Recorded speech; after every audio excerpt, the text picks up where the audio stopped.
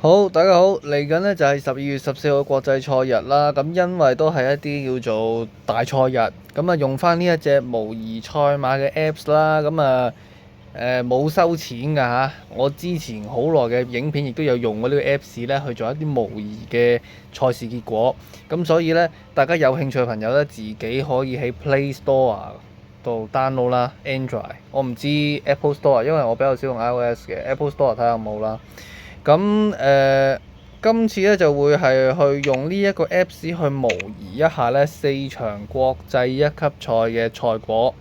咁我哋咧就先睇香港屏。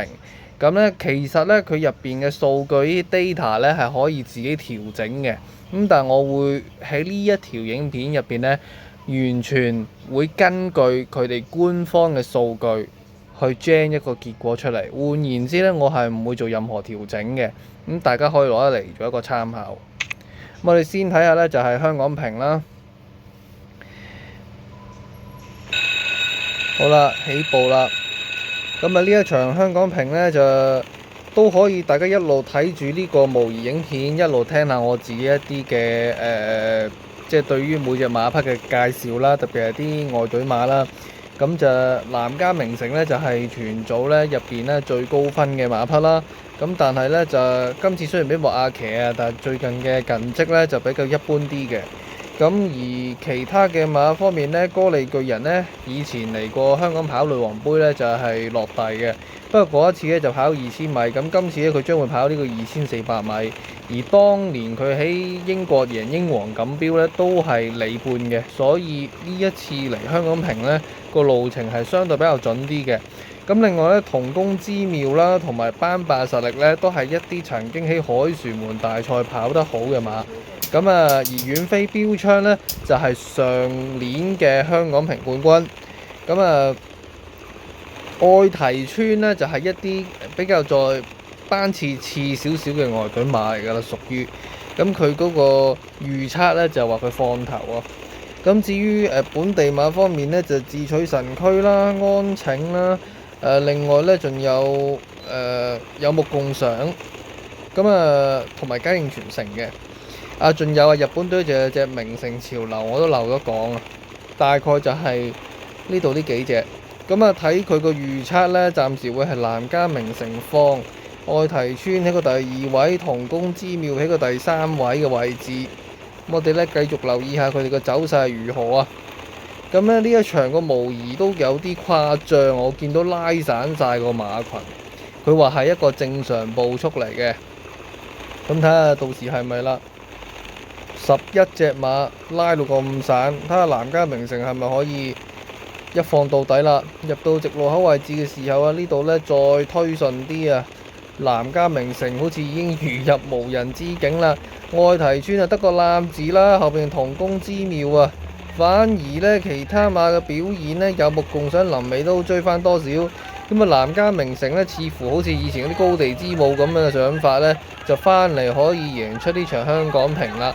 跑第2名係後上嘅有目共賞喎，追到個第2啊香港隊，第3呢就同工之妙啊。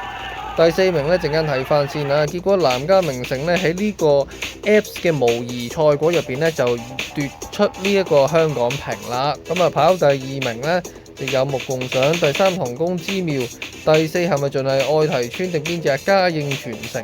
嗱，呢一個就係佢模擬嘅賽果啦。咁跟住呢，就係1200米啦。咁睇下係咪真係嘉應高升一放到底啦？香港短途錦標。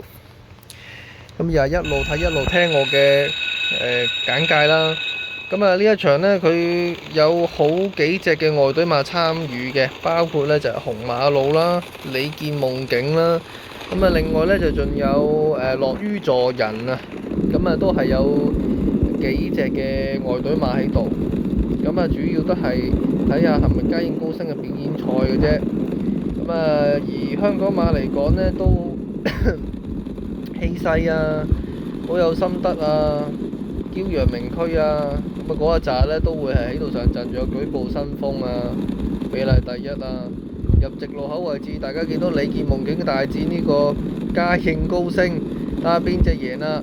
哇！喺個 Apps 上邊呢，好似李健夢竟 head 住隻嘉應高升喎，係真唔係啊？嘉應高升會唔會上到嚟啊？咁啊單打獨鬥喎前邊，咁啊嘉應高升李健夢竟，嘉應高升揮 back 上返啊，原來係咁樣嘅，結果就嘉應高升第一，李健夢竟第二啊，第三名呢，金鑽貴人添喎，1、2、3啊，嗱睇一睇啦。哇！真係估都估唔到，曾經即係李健夢竟都有啲機會喎喺度，咁樣贏嘅嘉應高升。咁今次個一檔都好多人都驚佢會塞車啊定點樣，但我覺得應該不大問題嘅。好啦，跟住第7場國際一級賽事6米嘅香港一哩錦標。咁香港一哩錦標香港杯之前嘅影片呢，我都有同大家講過啦。咁呢一場都係4場賽事入邊形勢比較平均嘅一場嚟嘅。遨遊氣泡就睇下跑唔跑得返個狀態嘅水準啦，足完啊咁樣。我覺得港隊馬呢就都幾強嘅，咁但係呢外隊馬都絕對唔係揸流灘啊，因為嗰隻巧手新花都幾多朋友有留意啊。亦都我都有提過好準嘅馬，咁我覺得隻馬就冇乜問題嘅，係驚李慕華發揮嘅啫。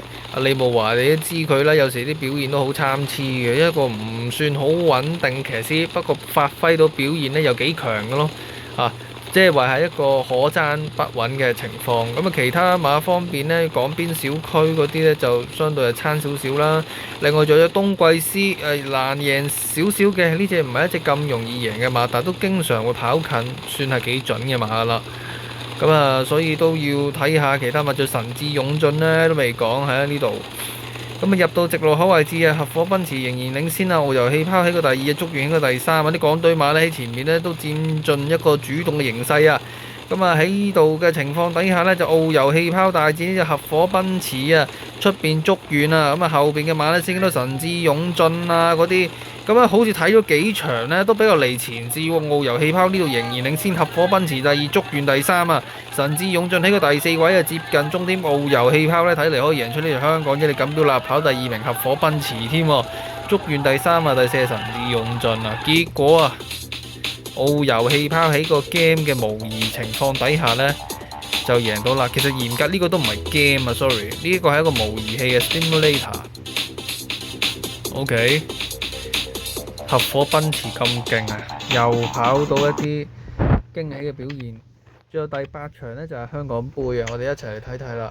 7隻馬，本身9隻馬，但係君王之王同埋另一隻港隊馬代表啊大至尊啊都退咗賽啊，剩翻7隻馬跑啊。今年香港杯啲戲碼都真係一般咯。名醫喺前面放，跑樹嘅第2位係浪漫勇士，出邊寶來歌劇，跟住後邊呢有直線力山啦，同埋健身心。咁尾依位置利心名媛啊，起尾禪聖輝煌起尾啊！佢嗰個預測都幾得意啊！我仲以為禪聖輝煌係咪會放咁樣，佢預測喺尾。我哋睇一睇呢一度嗰個形勢啦，咁樣嘅佢係。會唔會呢？大家覺得係咪最後會咁樣跑呢？但係呢，譬如睇咗幾場呢，呢個模擬器呢，佢比較推測呢前邊啲馬會比較着數啊嚇。見佢播咗幾場，佢預測幾場嘅賽果呢，都係前邊啲馬呢可以走到返嚟。咁繼續喺度留意下啦。呢場我唔多介紹啦，因為馬匹少啲啦。咁亦都之前嘅影片已經有提及過啦。我哋可以繼續留意住啦。呢場香港杯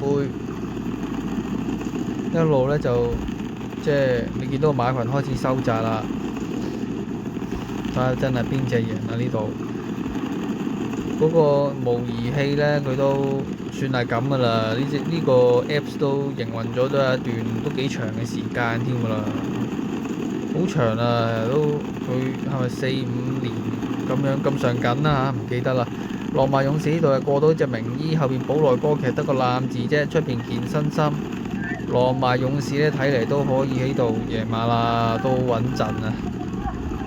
名醫都有個第二喎，居然啊！健身心第三，寶萊塢劇第四。嗱，呢個呢就係佢個預測啦。預計羅馬勇士都係可以成功喺度贏。咁就似乎啲賽果係正路，但係會有少少爛腳咯。譬如頭先嗰場呢，就係合夥奔馳呢場名醫。